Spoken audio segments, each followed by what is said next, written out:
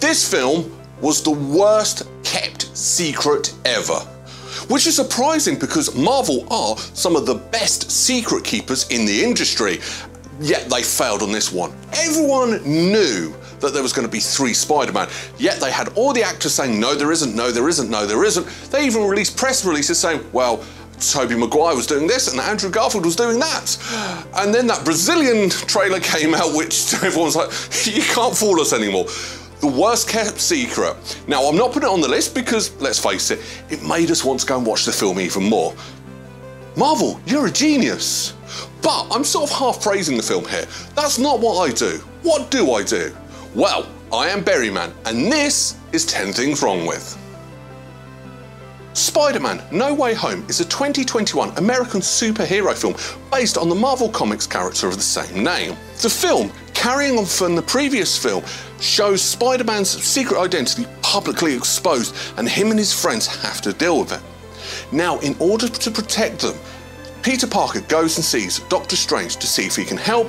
However, the spell that Doctor Strange casts goes wrong and the multiverse is broken open, which allows visitors from alternative realities to enter the MCU universe.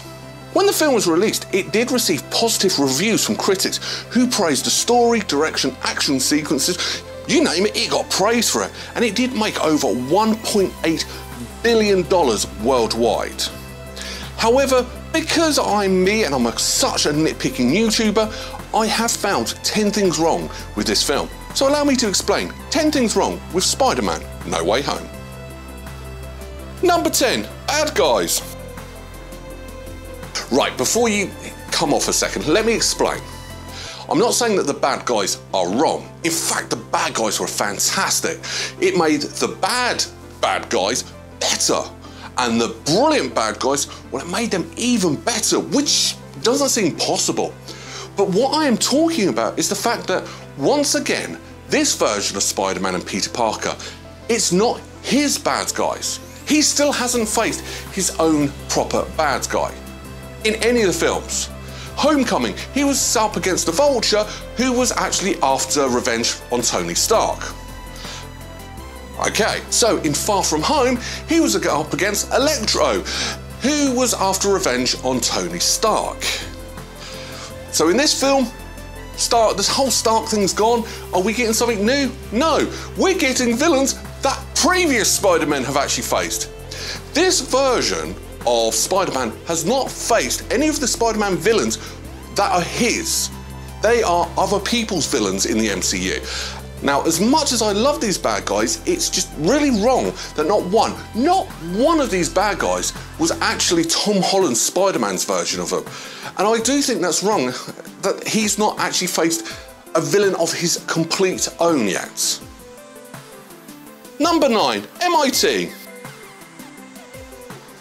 So the basis of this story is the fact that Peter Parker, Ned and MJ didn't get into MIT.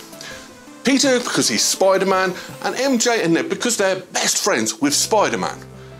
Now, I do think that's slightly wrong on the college's part, but that's not what's actually wrong. What's actually really wrong is the fact that Flash Thompson, who released a book saying he is Spider-Man's best friend, got in. So how did his fake best friend get in when his real best friends didn't? Unless MIT are actually quite intelligent and saw through Flash Thompson's ruse, but to me, I just thought that was a bit off and wrong. Flash Thompson should have actually had the same punishment as everyone else, really. Number 8, Strange Blame. Bizarrely enough, this actually is taken from the film itself. MJ said, well, it's your spell, technically it's your fault. She wasn't half wrong because yes, this is completely and utterly Doctor Strange's fault. Because he is an adult, he is a middle-aged adult, he was a brilliant surgeon. So why didn't he think to sit down, discuss with Peter about the spell, what it was about, and get all the minor details out in the open before he cast that spell? But he didn't. He acted like a child, went in there, went, yeah, we can do it, click. Well, hang on a sec, are we going to talk about it? Because I want these people to still remember me. All of this was completely and utterly Strange's fault. As the mature, responsible adult, which I'm not, He should have known better. He should have really thought about. I mean, as an adult, you tell your children, think about your actions. Well, he didn't do that. It's just wrong, really wrong. Number 7, everyone knows Spider-Man. So when these bad guys start coming through, Strange actually says, everyone who's ever known Spider-Man is coming through and they're coming here. Great, that's sort of a good thing to get these bad guys in, except that wasn't exactly true. Now there was 2 bad guys, definitely 1, maybe 2, guys that didn't actually know that Peter Parker was Spider-Man. Now you've got Venom. Venom was from a completely different universe. There's no way he knew that Peter Parker was Spider-Man before he pulled through. But there is the theory that the Venom symbiotes have a hive mind between multiverses. So that sort of explains, and it also does explain the post-credit scene in Venom Let There Be Carnage, that Venom sort of recognised him. So that one's a grey one. But the other one, you can't argue. Electro did not know that Peter Parker was Spider-Man. And you can't even argue me on this one because they acknowledged that in this film. Seriously, when Peter Parker took his mask off, oh, I thought you'd be black. So they never met each other. They didn't know. So you can't argue that everyone who knows Spider-Man is coming through when Electro did not have a clue until he got there.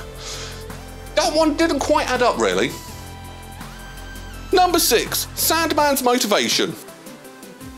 Now, I'm pretty sure that I did say this in my Spider-Man 3 video, that I didn't quite get Sandman's motivation in that film, and in this film, it makes even less sense. Now, all the way through this film, he makes no secret that all he wants is to go home. And I get that, I'm on board with that. So the only people that can send him home is Peter Parker and the other Spider-Men. Right? So why does he go with the bad guys who don't want to go home and want to stay in their universe? It didn't make sense. Now, I know he didn't want to be cured, but I know he wanted to go home. So it's like, okay, you've got 2 choices. You can be cured and go home, or stay as you are, but you stay in this universe. And he decided to stay in this universe. Once again, not go home to his daughter like we all know he really wants to. Once again, they got Sandman's motivation wrong. Again, and it's the same Sandman that you screwed up twice. Number 5, Spider-Man Future. Now, the one thing I was sort of looking forward to is hearing what happened to these Spider-Men after their adventures on the big screen ended. Now, I know there are rumoured of Amazing Spider-Man 3 and Spider-Man 4 due to be coming out, but those are still actually rumours at this moment in time. But in this film, we didn't get anything. Well, apart from one throwaway line from Andrew Garfield where he turned around and said he stopped pulling his punches. But other than that, we have no idea what happened to these Spider-Men after their films. Did they go on? Did Tobey Maguire marry his version of MJ? Because they're still together, but are they married? We don't know. Did they meet any other villains? We don't know. Now, we know that Andrew Garfield didn't meet his version of Venom, but you could have dropped that in and said, yeah, I met an alien in a purple goo. That would have been a nice little nod, so you know that there was more Avengers out there. But the fact that you only referenced what was in those 5 films to start with, although it was cool, just a little bit more information about what happened to these guys afterwards would have been nice, just to show us, the audience, who grew up with these films, that they did have further adventures. That would have been nice. Or is that too much to ask for? Number 4, ending. Now, I wrote the script and then I found out that it's sort of been contradicted in Doctor Strange Multiverse of Madness, but the point still stands. You've wiped out that Peter Parker is Spider-Man, and you've wiped out everyone's memories. But they still remember the adventures of Spider-Man. How does that work? Because Spider-Man was only brought in because Tony Stark knew that Peter Parker was Spider-Man. And this just raises so many more questions. The fact that this actually puts question marks over 6 of the 27 MCU films isn't actually a good thing. This wasn't a slight change that they did. This was a case of those films don't make sense anymore. It really doesn't. I mean, Endgame Tony Stark's motivation in Endgame was not to rescue Spider-Man, but to rescue Peter Parker. Now, I know he died, so he doesn't really technically count anymore, but still, if he's wiped out and everyone knew why he wanted to save the kid, yeah, it just raises way more questions. I mean, I could do a whole video about all the issues that this spell causes thanks to the ending of this film.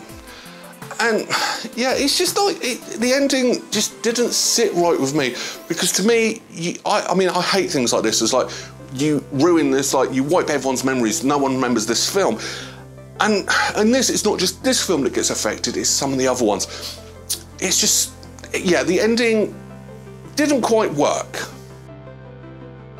Number 3, Venom. What a wasted opportunity. Bizarrely enough, when I went to the cinema with my kids to see this, we had this big argument about this. My younger son, he actually liked it that they did it this way. I didn't. I wanted to see Tom Hardy's Venom in this film. It would have worked. It could have actually worked. But no. You had a post-credit scene in his film and a post-credit scene in this film. It was like, no. All you've done is just set up Venom, a different Venom, for a future film. So on one hand, I'm kind of looking forward to that, but the fact that you wasted this opportunity, because one thing people were really hoping for and really looking forward to was Tom Hardy's Venom versus Tom Holland's Spider-Man. Everyone was kind of looking forward to that, but now the fact that we don't actually know that Tom Holland's getting a new Spider-Man film, and we're now getting a completely different Venom with a completely different Spider-Man. This was like WWE missing out on doing Ric Flair versus Hulk Hogan when that's when everyone wanted it. Or Sting versus The Undertaker, which we still have never got and we will never will. That was just such a wasted opportunity. And all of us fans, and in a film that is just full of fan service, this is one you really missed the mark on. Number 2, post-credit scenes. There's a mid-credit scene, which I've just discussed about with the whole Venom thing, but there's a post-credit scene, and this is the laziest post-credit scene in all but one MCU films. Because let's face it, MCU have the market on post-credit scenes. But they didn't give us a post-credit scene. They gave us a trailer for the next film. Just like they did in Captain America: The First Avenger. It was just a trailer for the next film. And to me, that's just lazy. Why couldn't you just do something incy-wincy different, a little bit different, just to show us, just to tease us what the next film's going to be? But the fact that all you did was a trailer you released on YouTube on the same frigging day, that was a bit out of order, really. Shame on you, Marvel. Number 1, Hero. So in a film, like I've said, this has so much fan service. The ultimate fan service would have been if we had Chad Kroeger's Hero in the end credits. Let's face it, that song is synonymous with Spider-Man, and this would have been brilliant to close it out with, but no, you didn't. Why not? Am I the only one thinking it? That song would have just ended this film perfectly. And I was really gutted, really upset about it. Now, if you're watching this video and you're not old enough, go on YouTube, type in Hero Spider-Man song, watch the video and listen to the song, because it's an amazing song that fitted with Spider-Man. Not just that film, Spider-Man in its whole, perfectly. And you didn't give us that. Final thoughts. If you're ever going to do a guide on how to do fan service in a film, just watch this film, because that, at the end of the day, all this film is fan service. And I love it. It's a great film. I mean, when I was writing this script, watching it, I didn't really write a single thing down because I was so enthralled and captivated and engrossed in this film so much that I didn't write my script, and I had to remember it after I watched the film, which isn't actually that easy to do. But everything is great. However, it does come at an expense of a good story, because this doesn't actually have that much of a good story. It had a brilliant concept for a story, that Spider-Man's secrets out and how he was going to deal with that, which could have been really, really interesting, but you sort of swept that under the carpet very quickly with no definitive outcome or consequences, or real major life-changing consequences to Peter Parker, other than they didn't get into MIT. How did Peter Parker cope? How would he have got past it? These are some questions that I would have liked to see, and Tom Holland and this version of Spider-Man could have done really, really well. But you sort of rush through that bit to get to the spell part where you bring in all these bad guys from previous films. Now, yes, this film did that brilliantly, and I'm not going to knock it because this is an amazing film. It's just the story isn't quite there. But other than that, everything was good. I mean, they've improved Electro so much. Willem Dafoe's Green Goblin, you can't make that character any better than what he already did in the original film. Well, here comes this film saying, hold my popcorn, because it was better. It's not possible. Doc Ock, once again, he's better in this film, and he was brilliant in Spider-Man 2. This film did so much right. Hell, even bringing back J.K. Simmons was a nice little touch to this.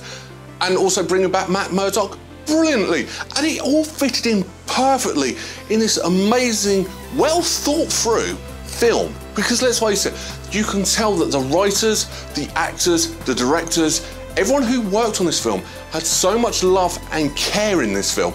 And it shows through in the final product, which is amazing because when you see that much love and attention in a film, it comes through the screen to you on the sofa, and you get that attention as well. So everything they did was right, but the story. And that's the only thing about this I didn't like. Now, there's nothing wrong with it because the story does work in the confines of this film, but it's just that little naggly thing. However, this film does do something which MCU is brilliant for, is the scenes that don't really do anything for the story, they don't progress the story, they're utterly meaningless, but they're perfect. I mean, one of the best ones is Captain America Civil War, when Bucky and Sam Wilson are sat in the car just nodding at Captain America. That doesn't progress anything. They could cut that out and this film wouldn't suffer for it, but it's just perfectly done, because let's face it, most blokes would do that. And they did that in this film with those three Spider-Men just talking about their previous adventures. You got the feeling it wasn't scripted, it was these three actors just bragging about their Spider-Man. And that's how I saw that scene. I didn't see it as three Peter Parkers, I saw it as those three actors really getting behind their characters and bragging to the other Spider-Men why their Spider-Man was great, especially topping off and giving a bit of a nudge saying, "You're amazing" to Andrew Garfield, and him going, "Yeah, thanks, I needed that." After the grilling he got after Amazing Spider-Man 2, that was a nice touch. And you get the feeling that that's not coming from the script writers or the director. You actually get the feeling that's Tobey Maguire saying it to Andrew Garfield, which is brilliant. So, I know I'm saying this film's great. Let's get on to the rankings. What am I going to rank it? I'm not going to be giving it a 10 out of 10 because I don't think this film warrants it, because as I said, the story, even though it's not wrong, does let it down, but it is still a good film. So I'm actually going to give this an 8 out of 10 berries. I also think that my son's going to hate me for this because he actually really, really loves this film and he loves Spider-Man, so might cause a little bit of issues there, but I sort them ones out. But that's what I think. What do you think? Let me know in the comments below. Now, on to next week. I don't know if you've seen, but over the past month or so, there's been a big trial in America. So I want to go back and look at a film that's to do with that. Want to know what I mean? Well, come back next week and find out. Till then, take care. Bye-bye.